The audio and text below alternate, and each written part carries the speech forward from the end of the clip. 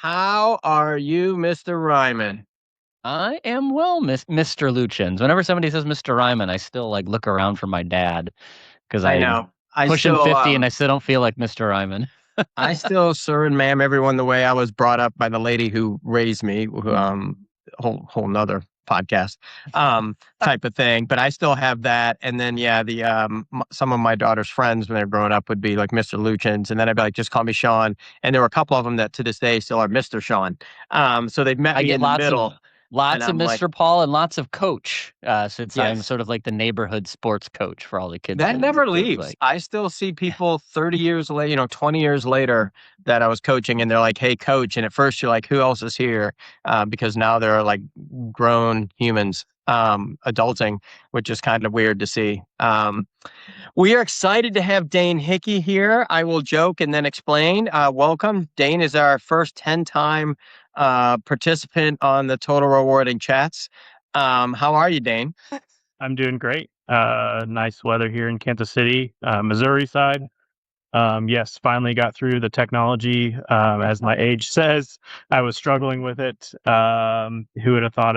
I'll just throw my age out there. 27-year-old was having technical difficulties. So, Well, but only yes, I'm doing great. because those of us that are, oh my God, did you say 27? 27. You said younger, but I don't think you knew how much younger. So, I yeah. think you are the first, I think you're the first guest that is younger than my kids. And not all of them, just one of them, but that still cuts. So I take even, I feel even better, Dane, that you couldn't get in on the technology and Paul and I could. And I did hint to Dane that AARP and the local senior centers do have classes on technology. And so Dane can get in. I've been As looking forward to it. Yeah. as you would know, Sean, as you would Yeah, know. as I would know for sure. I am a proud AARP member. I won't lie. We got to lean in. Thanks for joining, Dane. Dane did have the misfortune of being on a panel with me in Kansas City. I was actually stoked I made the panel because the night before, Paul can joke, I did stay at a Cracker Barrel outside of the city and there was a high wind warning. And so I stayed upright in the Cracker Barrel parking lot and then was able to hang with Dane on a panel. And I enjoyed chatting with Dane so much that I'm like, you know what? Let's get him on the podcast. Yeah. Yeah. And Sean Dane, saw I how don't. much of a fanboy I was, and he said he felt bad for me, and he's like, "I'm just going to get you on the podcast because you think you're our biggest fan and one of 10 watchers or something of that nature." So, And Dane, I don't know if you know this, and I know I haven't told you this story, Sean. So now when I travel about the country, if I see like a company or a client that I recognize, I immediately like send a message. And Dane, you were actually the initiator of that strategy for me several years ago as I was driving with my family. You were still with Subaru in Indiana, driving past the giant thing on the side of the highway. At my next stop, I sent a quick note. Hey, just pass by. I don't know if you remember that email, but it like started this tradition I have now when I drive by or fly by a location. I'm like, oh, that's the company that Sean works at. I'll send a quick note. Hey, just drove by, saw the company, thought of you, hope you're well. Like literally, it's just the thing I do now. And Dane is person number one of that because the Subaru tenure of yours is stuck in my head for some reason. Like every time I see Subaru, I think of your email address. So look at that. That is, I did not know that you guys had like met before either. You know, the giant world that is comp. That happens a lot. So speaking of that, then Dane, give us your 20, don't give us all 27 years of history, but give us kind of your history in the profession. And then usually also, because it's not, it can't be more than 10 or 15 years in comp, right? Tell us what you studied in college, in school too, and how you ended up Why in comp. this? Yeah, Why why this? comp? Yeah. yeah, great. I'll actually start with the school part. So, Wichita State graduate here in Wichita, Kansas. That's where I'm from. Was going to be an engineer. I think I talked a little bit about Sean, changed my major a ton of times. When I got into the university, decided I was like, all right, BA is what it is, and I'm going to get a management major. Had a very non-traditional HR professor who was a drill sergeant in the past life. Black painted fingernails, black high platform boots, came in. We had a good talk. He's like, hey, listen, you're not going to go out of college and be a manager, right? It's a bit of a false premise they sell you. So he's like, specialize in something. I was like, you're non-traditional of what I would have expected from HR. Very direct, very great with people, Veterans Affairs. And I'm like, all right, HR is, I guess, where I'm going. Thought it was because I liked people. My first internship, my boss was like, why do you want HR? I said, like people. She said, you need to find a different reason. Stuck with me. So, right, you don't stay in HR because you like people. Obviously, you love supporting people. I tell people I almost failed my comp class in college. Plagiarism on a final written piece, not from me, but somebody on our team of four. Right, love working on teams. It always works out great. And so yeah, I was like from the get go, I'm like, great, gonna end up in comp. Absolutely not. Um, I got very fortunate to get an email while I was in college to be a contractor essentially for the benefits department at Textron Aviation in Wichita. Cessna Beechcraft, if you're familiar, they build those aircraft. I was like, yep, aligns with HR. I was working at a bank at the time. I was like, yep, better get some experience in where I'm going because I have no idea what I'm doing in HR. Got super lucky, did really well. Led into an internship, led into an offer to go into a leadership development program. Thought I wanted to be an HR business partner. So when I was an intern, that's who I supported. Got advice from multiple HR directors. You'll see a common theme in my career as far as like seeking people out for advice and kind of like helping me guide my career. They said, hey, I was like, what does any business partner need? Or what do you think is a skill set or a gap that business partners have? They're like, go get comp experience. Every single one of them. That was the first thing out of their mouth. I worked at a very large developed organization, and later in my career, I realized how developed they were. But job architecture, structures, when you're talking about restructuring an org, management levels is really important to understand. First job out of college, broad-based comp at a business unit for a large multinational country or multinational corporation. So that's how I got the intro. And then second rotation, I was like, all right, business partner. Did that for 8 months, decided, yep, comps were. I'm supposed to be, I think Paul is actually the first person I hear say, comp doesn't, or you don't choose comp chooses you. I believe it was World at Work 2022. You got it. I believe is what I heard them say that. And it just resonated, right? Like my mind and how I'm wired, comp just kind of speaks to me. And I've told people that it sounds crazy, but it just makes sense when I talk about comp. So I know this is longer than 20 seconds, but broad-based HR business partner, knew I wanted to be on a corporate team. I'd had some situations as a business partner I didn't fully agree with, and I wanted to have more visibility, understanding like how was a structure built for an organization? Why am I confined to managing within the structure? At the time, I again was working for Textron, loved Textron. They're headquartered in Rhode Island. That's where the corporate team was, and I was like, I'm not moving to Rhode Island. No offense, Sean, Northeastern. I wasn't moving to Rhode Island. It wasn't an option for me. So relocated to Georgia, which is where my last business partner role had been. I went to work for Mohawk Industries, which is where I first got introduced to Nova Insights. Comp Tool, big fan of Justin Hampton as well. Got it ingrained in that. Job architecture, building that from the ground up, really acting as like a project-based comp person, managing job architecture for 17,000 employees domestically. After that, frankly, I just got a little bored. I liked being in the weeds of things, and it's nothing against that team. It's just when you're on a corporate team, things tend to move much slower.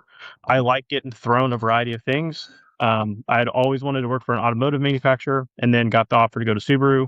That's where Paul recognized me from. Spent a year there, built step structure for production-based populations mostly. Led everything compensation related, even advised on executive comp, which I got some exposure from. And then, 4 years away from home, friends and family, having kids, or my friends are having kids. I'm not having kids. And I was like, all right, time to get closer to home. So Kansas City was a good option and got the offer to come out here. So long story short, that's just kind of the progression I've been on. And I would say fairly well-rounded, been exposed to a lot of things, public sector, a little bit of executive comp, a lot of broad-based, a lot of job architecture, which is what I've stood up when I came here. And that's what path we're on. So now. That's pretty average amount of experience for somebody who graduated high school at 12. Yeah. Like, like that's, you read that off, and I tell you, if you hadn't mentioned your age, or they were looking at you online, you'd think that it was a lot longer. It is interesting, and we can dig into that after we get through the speed round of how both the advice and how you got yourself exposed to a lot of stuff, because I do think that is really cool the way you've done that. And as opposed to kind of sitting in one spot and kind of becoming like a specialist inside of a specialty in comp. Yeah. So you've heard most of them, but are you a tea or coffee person, Dane? I'm a Celsius actually every day, but if I had to choose between the two, coffee, I would go. I'm not a big tea fan, but So we're gonna keep track of I feel old moments, I think, in this whole thing. What is a Celsius? Is that like uh, a I don't know if I'm gonna get in trouble for product placement, but you No, probably we're seen them. hoping. No, we're going to Yeah, carve this out and actually go for a sponsorship. So no, don't, I, please do it again. You did it so well too, is Dane. it You like were an like, energy drink? Like yeah, it's an energy drink. Yeah, okay, it's really popular. not, Yeah, no, I'm not for not a me. huge coffee person, but I have a Celsius every day, which It's don't a sell shout myself. out. We need a shout out. We need to get Dane, and we need to find one other plus Liz Neville, who's Monster, and we need to do like have those that are the non-coffee energy drink thing, and have like a bake off. Josh is Yeah, a Coke Zero, right? So Who there's a is? few. Remember Josh Menzinger is a Oh Coke yeah, Zero he's Coke guy? Zero. Like So we need to go with the soda. That works. Soda, the power water, or the That's what we have to do. Um, what do you do for fun outside of work? Hobby? yeah, everything expensive, pretty much. I know we've talked a little bit about cycling, anything with two wheels. So downhill bikes, gravel bikes. I got an e-bike. Dirt bikes is what I've done my whole life. So another theme is just a very highly competitive person, largely from my background in more independent sports. A little bit of golf when it's nice out, and then CrossFit's what I do pretty much every day. So I'm in a CrossFit gym 4 to 5 days a week. That kind of curves my competitive side that I need to get out. So, yeah, pretty much anything that costs a lot of money, that's a hobby I probably do or dabbled in. So, And you know this is the most important question as we get here, knowing that you have a weekend away by yourself to go do some hobbies, I guess. Would you rather go to a posh resort and do these, or go out in the woods and camp? I think I'm similar to Paul on some cases. I would like to have a nice place to live or stay in nature. So, hotel, nice Airbnb. I'm not a camper. Honestly, I couldn't tell you how to put up a camp or a tent. I have tented in my past with racing, but yeah, I would prefer to be outdoors, but having a more luxurious place to stay at night so I can shower. That is And that is enjoy that the is sun. my youngest. All my kids are, I call them camping capable, but my youngest for sure is a posh at night, rough it during the day, really opposite thing. Do you have a vacation spot you haven't been to that's on top of your wish list? Aruba, probably. Yeah, something island based. Again, not a resort person, but yeah, it'd be cool. I've heard a lot of great things about Aruba. I've lived in Northeast Tennessee in the Appalachians, so I would say that would be it if I hadn't already been there. But other than that, yeah, probably Aruba. Yeah, even with Aruba, I've been. I probably wouldn't use the tent there either. Windy on the beach, I'd go with the resort. I Um, probably would like to see you try. That would be yeah. an entertaining time. Not in person though. In another tent, you just want like a camera there to watch me flail Yeah. around in oh the yeah. wind. Better or worse than the trailer at the Cracker Barrel in the Midwest? Yeah, Give me you a guys. rating of which one is more frightening for you. It was 70 So, mile an hour winds that night, Paul. And one of the things when I go to the Cracker Barrel out of sheer laziness, is I just pull in. I don't put any of the legs down on the trailer support. And I did not look at the weather. So just 12:30 in the morning, the wind started hitting and the camp, the trailer shaking around. I'm like, oh, sweet. Welcome am to I welcome. flying? Yeah. Yeah, Yeah. yeah, yeah. No thanks. And and the weird part, like I literally was in Kansas. So it's like, where this was happening. Are you crunchy or creamy peanut butter? Creamy for sure, but I do enjoy a good crunchy peanut butter and jelly from time to time if it's there. So my brother's the crunchy side, so we always had creamy and crunchy in the house. So Oh, nice parental units. Give them credit. Um, so with all your experience, one of the things you and I spoke about when we were there why I wanted to have you on is we have a lot of people with more tenure than you on with experience that talk about a lot, all the things they've seen and, what they might do. And with your 5, 6, 7 years experience, if you took a step back and said, here's some things I wish, like if I was new to the space, however people get to comp, because I was a late bloomer, I guess. 27, I was in my 30s, probably when I ended up in comp and still can't get out, I guess. What are things you wish you would have been told or known or resources, et cetera? And then also, however you want to tackle it, some things that you either were told were true, or some things that you had to kind of work through to be like, actually, people said this was a thing, and I have found to be successful, it hasn't. And then the last thing, and we'll kind of come back if you forget, is like, any tips to anybody coming out that you thought were super successful to getting where you are? Because I wasn't joking aside, where you are now managing a program at 27 is really impressive. And the amount of experience you have too, and I was speaking to you around the different verticals inside a comp, is also a little mind blowing. So that's a long lead in to, kind of start with, things you wish you would have known as you were coming out. Yeah, World at Work Forum, probably number one, I'll be completely honest. Right now we're working through potential geodifferential stuff, and there's a million different forums on World at Work about geodiff. I think I've seen your name pop up on a 2023 one the other day. It's resources like that are available, and this is where I would love to have the experience of working in comp in like 2005, early 2000s, when it probably was less of a known function, to now, and how things have transitioned and what was available then that people were using, other than just talking to peers they come across. And back then, your largest companies have it, but maybe not the companies I'm working for now probably wouldn't have had a comp person. Comp's really come into the light, even since I've joined. Like I said, January 2021 is when I started my first comp role. Comp has evolved a lot since then as well. And so I think just the available resources that are out there for people to ask questions and learn from, again, just in the 5 years I've been in it, has increased significantly. And not to give Paul too much a big ego, but companies like Noble Insights, companies like Justin Hampton, other experts, Brian Briscoe, like these people that are willing to put themselves out there and just say, hey, here's the mistakes I've made, here's what I've learned from conferences like World at Work. I will be completely honest, the first World at Work conference I went to, I didn't think was great, but I went to one 2 years ago. I'm like, wow, they've really turned around the materials and really trying to help people become experts in the field of compensation. And so I just appreciate a lot of those people I've named to be willing to put themselves out there and say, hey, here's what I've done and learned from. So that's been a big thing for me, especially in the last few years, honing in of just trying to take in any resource and expertise that is out there, and also try to give my voice back too, and be a voice for the next generation of comp professionals. Like I said, 27, and in a position that I've been very fortunate for.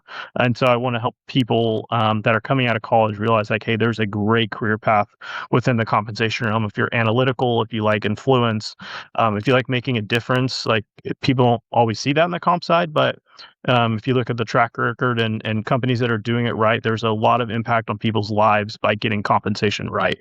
Making a good employee experience, making people want to be there and not feel like they have to go somewhere else just to get a living, make a living or develop or increase their career capacity. That's my goal here, is to attract and retain the best talent. It's in my job description, and I have a direct influence on our company being able to do that. Yeah. Well, I appreciate the shout out. Don't make my ego any bigger. Trust me, my wife will not be happy if we won't be able to have any more guests on. His head won't fit. It's done, right? Like, now that said, let me throw myself under a bus to an extent. So you mentioned I was around comp in 2005. I'm going to make a bold statement, which is, if you're reading anything that we talked about in 2005, it's time to throw it away. Because I'm pretty sure not only is the function more prominent and visible, the rules are different, right? Like the world of work was very different. And, when I think about my first 7 years in comp compared to the 7 years that you're in. So I have to imagine, because you're an astute observer of others and you're soaking in all these resources, there's got to be some stuff that you're like, yeah, they told me that when I started this, but that's not true. Like, you can't actually get away with it. I'm just curious. Like, challenge yourself, or challenge this old guys a little bit, because I'm having this own awakening where, wow, a lot of stuff I built in the first 7 years of my career isn't right anymore. Like, it will not work if I did that again. So I'm sure you're seeing that. So I'd be curious your opinion on, like, what are some of those practices that everybody said were right, and now that you've been in it, you're like, yeah, it's time to rethink that stuff. I think people try to make comp overly complex, if I'm being completely honest. And Paul, I know you're a little bit of that data nerd side. Sean on the engineering side. I think people try to over-engineer how you do compensation. I'm not opposed to things like an offer tool, right? If you're a massive corporation, you need some governance and guidance, right? I can't be involved in every offer, but I think we try to put a formula to everything, and there's humans involved. And I think that's where Sean and I probably differ a little bit on manager discretion with merit, which we'll probably get into, right? You're talking about people, and everybody's journey is different. And that's where I think bigger companies that are going towards a compensation partner model that have more people embedded like business partners, and I haven't done it, but I'd love to talk to those people of, are you seeing a better result because you're more connected to the human side of the business, and you're helping make decisions or drive decisions because you know the people, and you're not just putting names on a spreadsheet or a job to market pricing, which, Paul, we can probably talk about. The market pricing has also evolved significantly since 2021 when I entered, right? You can't wait for data to come out. Aging data 3% doesn't mean that's going to happen or not happen, right? 4% or 3% merit budget, just 3% just doesn't cut it, right? For companies who are having retention issues. So there's just a lot of things that, and I'm going to forget his last name, but James, that was on here. I know you guys had difference of opinions, right? But I like the fact that there's people challenging the pay for performance model. I think it's important. Performance is one of our values, but does it actually work, right? Is it actually going to drive incentives? For certain populations, I agree 100%. I think there's roles that to put pay into a variable to drive and results, right? But for your entry engineer or entry HR professional, like giving them something around performance, is it really going to drive any behaviors, rather than focusing just purely on the development and what is driving them to want to be in that function? So things like that, where I just appreciate people kind of sticking their necks out and saying, hey, here's James on the psychological facts and how pay performance kind of came to be through production and manufacturing in the 1900s. And just be willing to challenge that. The hard part is getting larger corporations to change their mindsets. And let's be honest, we kind of all follow trends of what's happening at our larger corporations. And that's where, again, comp, I would guess and assume in '05, that's where it was, right? You didn't have a comp analyst at a 1,000-employee company. They're going to be at the massive global corporations for the most part. So just things like that. Hopefully I answered your question, but it's just challenging the way we've been told it had to be done, or the models we've seen when we come into comp of, here's a large corporation, here's how our model is, and just being able to challenge those thoughts and ideas. Yeah, I think that's the key, right? Like, it's the when you think about what helped, it's sort of two sides of a coin. It's the be resourceful, be connected, listen to old people, and like listen to what's been seen, done, whatever. But flip the coin over, be ready to challenge it a little bit, because, there is some nerdy in me that probably overcomplicates, or there's probably some, over-engineer. I'm just going to pick on Sean. Some over-engineering there because he likes to engineer and tinker, right? Like, there are these habits that we all as humans have built. Be ready to challenge that a little bit. It doesn't mean we're wrong. It just means it might not work now, or it might need to evolve a little bit differently. So I think that's good advice. Like, listen, but be ready to sort of stick your finger in your ear and do your own thing when you realize that there might be a better answer for you. Which is great advice to sort of, and you have to have a few years of experience to kind of see the difference between the two. But it's great to, if you're going to start over, why not start with that mindset? Yeah, and I would say my perspective changed a lot coming to the construction industry. My background was all just frankly very old manufacturing companies that have been around since the 1900s, and trying to get a company that's been doing the same thing for the, let's just say the last 25 years or whatever, when the last revolution or change happened, right? It just gets harder to change a company that's been doing it that way for so long. They're rooted. And so coming to construction, our company is, I'm going to probably get it wrong, 27 years old, I believe, this year. So very young in our opinion. And from my perspective, we're mid-size. We're right around 700 associates. So my perspective on comp had to shift when I came here, and we have to be more agile. We're a $1 billion revenue company as of last year, but we're competing with companies that are, $8 to $17 billion. And it's a much different field that you're playing in. So we have to be more agile and be more on the offense to get ahead and to be able to compete with talent for those sides of companies. I really want to see the merit matrix you drew in 2005 in first grade. 100% want to see that. By the way, so since you mentioned the company you're at, what came up that I thought would be, so that's all great, Dane. and we will put Dane's information out there. There's a wealth of information, and you kind of covered the one question I had, like how do you take all this information in? And I think you did a great job of explaining, like you just have to pick and choose who you follow, and and what information to aggregate it, and then decide what's applicable for you for your company. Um, we basically had the just Paul, so and everyone else, we did the kind of margarita discussion on the pay side and merit. And so the question came up: do you give managers discretion? To which I'm still baffled that we give managers discretion. And it was great because Dane was there and said, "Well, we give managers kind of complete discretion." But, and this is the part I was baffled at, you're in every discussion? Yeah, freedom within a framework, right? We hear that a lot. We have a merit matrix that we implemented last year. We give them a range that's pretty narrow, but managers can go outside that range if we need to. I also do all the market adjustment analysis or proposals in ahead of time. Managers can change if they want to include that market adjustment or not, just to give them an idea of the direction we need to go from my side. So again, layering in that, Sean, as you use, like we're the experts in compensation in our field. We look at the data. So I try to blend that with, again, the human and the manager side. I don't know every person the best, and you're dealing with humans and the journey that they are on, right? And I also don't know who maybe we need to invest more in, right? Are they on a succession plan? And this is kind of where the age of our company, we're just not developed enough to be able to track that in a system so I can see that easily. So I require managers and business partners to be involved. But yes, I'm in every, we call them calibration sessions. So it's where we talk about performance and comp together. This is our merit planning meetings. I'm in every calibration for the company. We are 3 offices, so let's just say 4 business units that I have to balance and be all between all these. So nice thing, again, 700 people. We don't have 200 comp planners or comp managers. It's a smaller pool of people, but yeah, I'm in every meeting. I advise on stuff from what I see, kind of give opinions.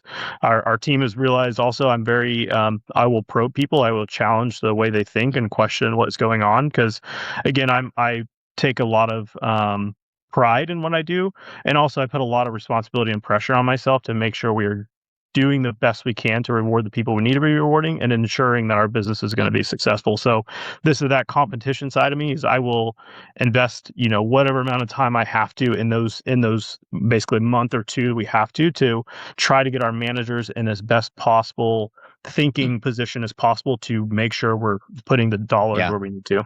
What's funny, not funny. You're actually doing something that I asked at my last sort of operating spot before I left, which was, so let me get this right. We're going to spend weeks building a manager training program. We're going to spend time previewing that with HR partners. We're going to deliver those sessions in multiple, instances to try to teach people how to do this, but at different days and times to accommodate different schedules. We're going to spend all this time building a quick access guide to help them figure out how to use the system. They're going to use it. We're not going to be happy with their answers. We're going to spend a week analyzing it to see that we're not happy, more time educating on what needs to change, to ask them to do it again. If we just add up all those hours, is it more efficient if we sit with every planner and just do the work with them? Because then I don't have to do any of that, right? So I asked the question. We didn't make the change, but you're essentially doing that, which is you can skip a lot of the steps that a lot of us has just taken as true. Well, you have to do this because if you're going to have 50 managers making recommendations, you have to tell them what that looks like. Well, no, just sit down with all 50. And you could probably do it in 50 half-hour slots, and you're done. You kind of skip the rest of the. I mean, it's probably not exactly your math, but like I applaud the calculus. It's thinking about, is there a better way to just get to the best answer that doesn't waste everybody's time when you're trying to teach people to do things they don't want to do? Let me just argue with you live for a half hour and land the plane and move on, right? Like there's some elegance. Is it argue or describe and give the rationale to the decision? Because actually, luckily, I was halfway basically in Kansas City, so I had 3 more weeks to think about Dane and his manager discretion. And so for me, what I took away and kind of the similarities, Dane, is I'm not a big, obviously, fan of giving managers a lot of discretion. However, you need to be able to give them all the reasons why and all the information. I don't think giving them no discretion in a black box, which before is good at all, because, no one from the time they were a little kid and I told you so, or your parents said because I said so, that doesn't go well forever. Right. So you're doing, or I kind of likened it when I was thinking this through to you're doing what I proposed for larger companies in a communication vehicle, maybe not the back and forth, but here's the pay range, here's the thing, here's the adjust, like here's all the reasons why they just have it in human form for you, from you, because you're providing all that. Like this is the rationale. And then they kind of get to sit with you. And my guess is Hmm. after a year or two, and I'd be curious on your thoughts, that they know that if they go outside of the bounds and you've given them all the rationale and they're going to sit down with you, they're going to know that like, oh, that's not going to go well. Or like, here's the reason why, like they know, right? That like, this is what's going to happen over a period of time, because they're going to have to be like, well, I just want to give Paul more money. And you're going to be like, well, here's the 10 reasons we're not. Um, what of these are untrue thing. And so how much do people really move from I'm very curious how much people really move from, especially over time with all the work you've put in, how much do they move off of the numbers you've given them? I would say it's very few and far between, and a little bit of just timing of things. Our performance management process kicks off in October, and then basically the first 3 weeks of December are these calibrations. So all the performance stuff has to get done and get in these. So a lot of like market adjustments, and I kind of get people confused, but I see it in two buckets: market adjustment, equity adjustment. What are you looking at to adjust internally because of the internal population? What's changing in the market, right? And so when I go into these calibrations, I'm kind of looking at in two lenses, and and we do it all in Excel right now. We're trying to get into, we use Workday, but I leave all my notes in the notes comments of like, here is why I'm doing the adjustment. And it's just a short sentence or whatever. If I have to give more context, whatever. And so when they go in these meetings, they can see the notes I'm using and what I use to reference myself of like, why did I do this? Right. And so try to, I would say prove myself, but I am. I'm defending why I'm doing something, right? And then they can tell me whether they agree with my rationale or not, right? Has the person's performance changed? Because I don't have the final scores before I go in those. So I'm basing off of previous year's history.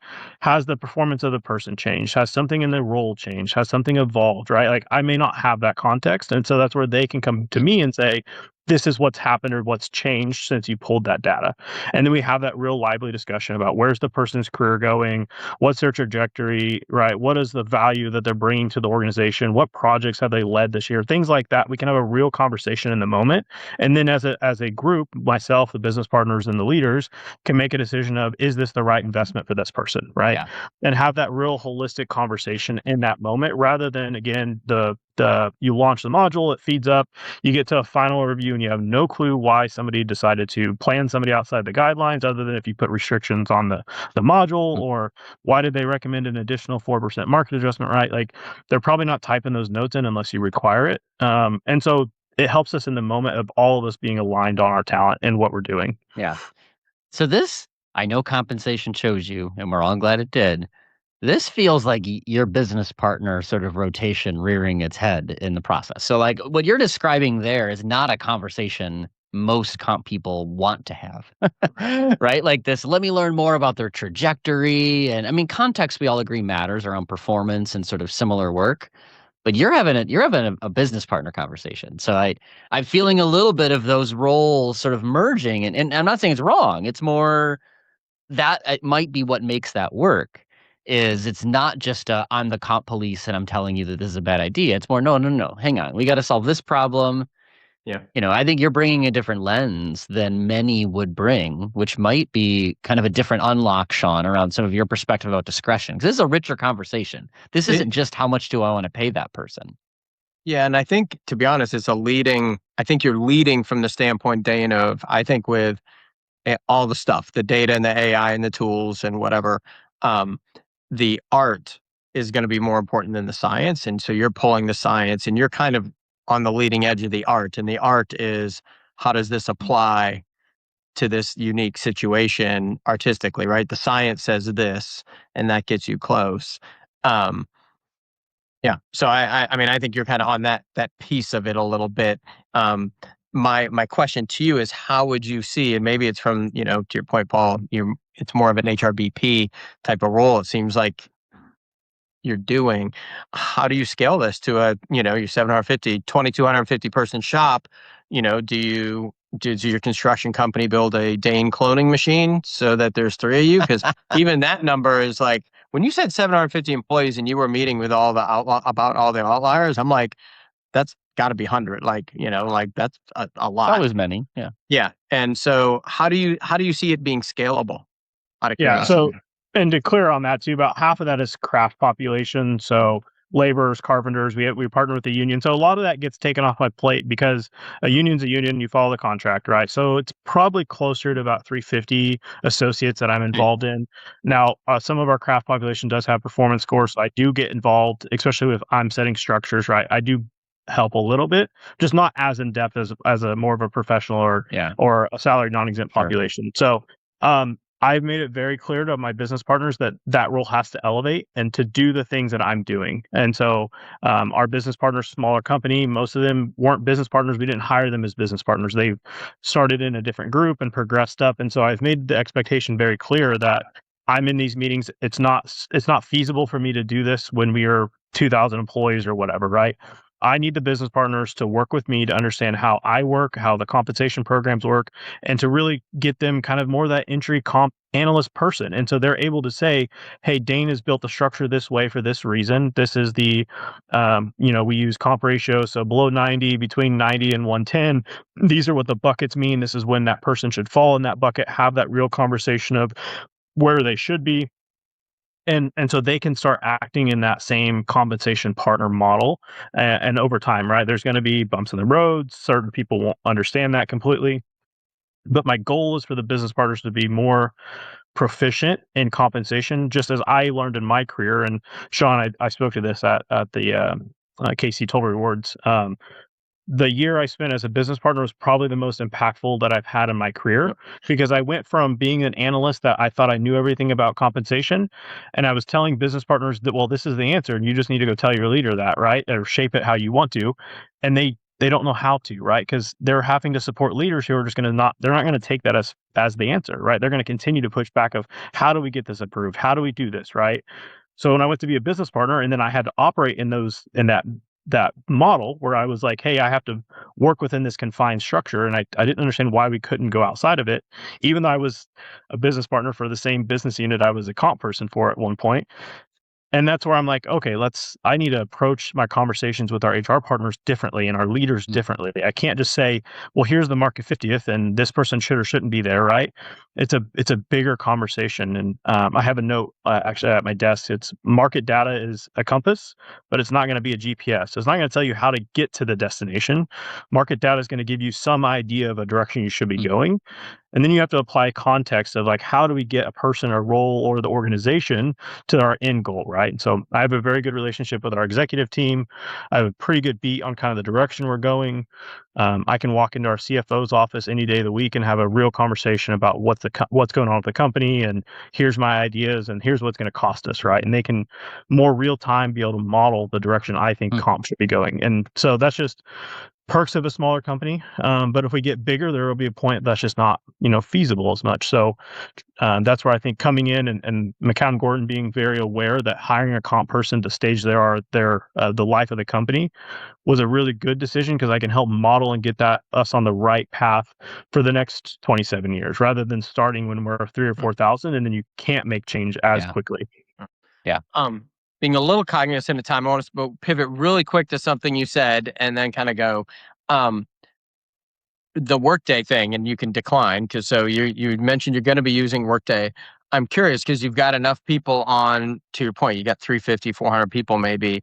Are you excited about it? Do you think it's the right thing? So Workday, to me, I tell people all the time, it can be the best tool and the worst tool depending who configures it. It's amazingly flexible, but also at 350, 400 people, where AI is with Excel, like, how are you seeing that go? Because you have a system that's working really well. And so kind of just, are you excited about it? Was it your choice? Did you inherit the choice? So there will be population that we probably can't do within Workday. It's just based on how our security groups work, how we structure our compensation manager title. But for a lot of our shared service functions, that it's this manager reports to this manager, it'll flow from this person to this person. They don't need any other outside influence on decisions. We can use the system. I'm not going to give her full name, but I hired an HRIS manager. So my role is comp, benefits, well-being, and HRIS now. Took that on, and we hired an incredible HRS manager who had incredible Workday background supporting advanced comp. And I've kind of just come to her and said, hey, this is your expertise. You know how a system can work. You know its capabilities and functions. You've learned our company. You learned our structure. Tell me what's feasible, right? And if she comes to me as the expert and says, hey, we could do this, this, and this, but you may not get this result, then I'm going to trust her and say, hey, you know the system the best. And then we make a decision if merit should be or could be planned in the system, or if we have to stay in Excel. So I'm big on leaning on experts. And like I said, we hired a true expert when it comes to Workday. And we're seeing the results of that. And I trust if she says, hey, based off what I understand of the business and this, yes or no. And again, while I own comp, I'm not a systems person, and I'm going to trust the systems people. That's great. I'm just always curious how people, probably like Paul with how people choose in today's environment how to go, because there's so much choice. Yeah. For sure. I will say the takeaway for me from all that, Dane, is you pull in a bunch of information and you apply it. And I think what's really cool to see is your willingness to be flexible and be like, I don't know what's right. Like the I don't know, and then I'll figure it out mode is actually kind of the coolest thing. Because I think a lot of people are like, I read this, so it must be. And every company is a unicorn. So I think it's really interesting. The thing we end with all the time, with all your different roles you've had and your, infinitely long career, Dane, if you could solve any one thing in HR, what would it be automagically? Well, I don't know if it's within HR, but businesses knowing how to use HR in the right sense and giving them the resources and platform to elevate, I think is the biggest. Some frustrations I've seen and had is just HR is kind of pushed to the side, or you're not involved in the strategy as much, and compensation is very much a strategy function now. So it's more of just educating leaders as far as what the value is we can bring. And thankfully, I work for a very strong and great leader, a head of HR, Brandy, and she's really put us at the table. And so I really appreciate that. So that's just my advice. If a CFO or somebody listens to this, is just get the right HR people in the right roles, and then ask them how they can bring value. Oh, that's great.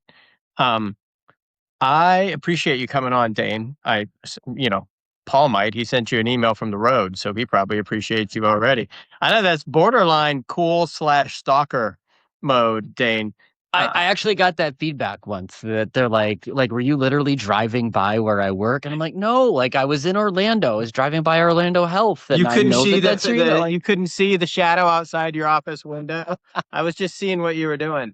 The Subaru plant is a ways off the highway, but it's hard to miss, right? Yeah. Like it's sort of there, right? And There's Subaru is not a common email address in all the emails that I've sent, so it just stuck with me.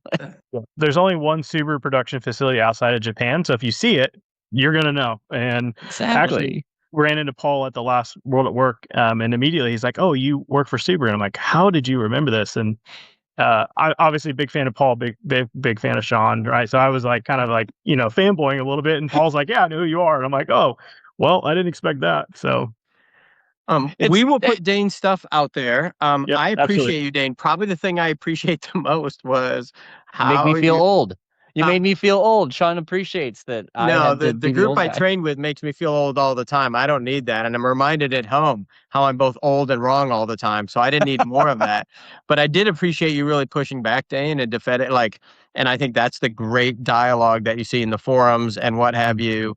And so I really appreciated that. And I'm glad you took the time to come out on here. And I really appreciate you taking the time out. And, our first 10-time guest on here. So that's also super cool. 30-year-old probably. And yeah, I'm setting a lot of records today. Yeah. basically like Strava, right, Sean? Well, I'm getting some sort of PRs here, but Yeah. I appreciate you guys thinking of me again. I told Sean I probably don't have the expertise of some of the people you guys typically have on, and obviously I talk a lot. I have a lot of opinions and passion, so this is probably the least amount I've heard Sean talk on this podcast. But, I can poke at Sean. He's fun to poke at. But no, I really appreciate you giving me a chance to speak. So. And the worst part about that whole thing is I think someone at Novo is going to make that the soundbite. I was just gonna say, I know 100% whether it's public or not. Someone's going to get that soundbite and put it and send it to me. Paul's already cutting it. There's a few sound bites that deserve their place in a welcome to season 3. That we're getting close to, and this one's gonna make it. I will just say, Dane, that's because you had so many great things to say that that was good. I really appreciated it. We'll tag everybody. Make sure you take a listen. Reach out to Dane if you want to chat. It's super cool to chat with him, and appreciate everyone listening. Yeah, thanks, Dane. Yep. Thank you guys. See you.